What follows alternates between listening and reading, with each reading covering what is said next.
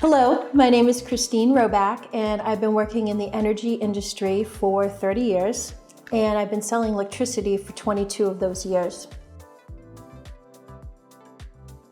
Let's go back to the pyramid. Let's talk about ancillaries. Think of ancillaries as the components to get the electricity to your meter. Within the ancillary market is something called Renewable Portfolio Standards, or RPS. Think of that as the green fuel mix that's set by the state in your supply costs. Another component of ancillaries is line losses. Let's talk a little more about those. This is where I see a lot of customers get tripped up. You can either fix the line losses or pass them through. It's very important to understand how they're being treated.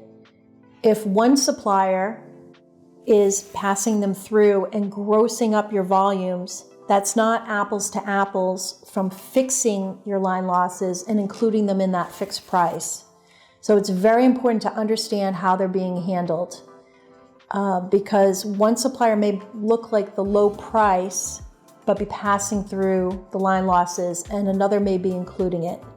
So it's important to ask questions and understand how they're being handled. Remember earlier we talked about RPS, or Renewable Portfolio Standards? Let's talk about why it's important to understand that piece.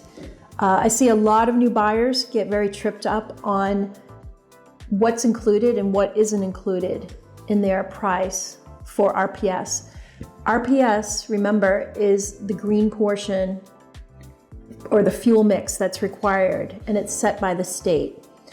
This is increasing almost every year in most states, and they also have breakout requirements for particular fuel mixes of solar, wind to promote different renewables. It's important to understand how new laws and new legislation is being treated in your price.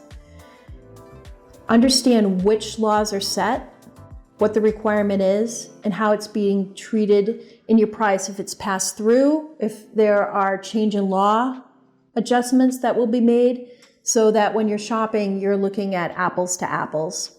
We've spoken about RPS, Renewable Portfolio Standards. These are laws set by the state to green up the fuel mix. There are lots of layers and lots of future legislation. There are laws that have passed that start in the future. When you're buying your electricity, you want to be mindful of what's included and what isn't included, and what the supplier's plan is to pass through future legislation.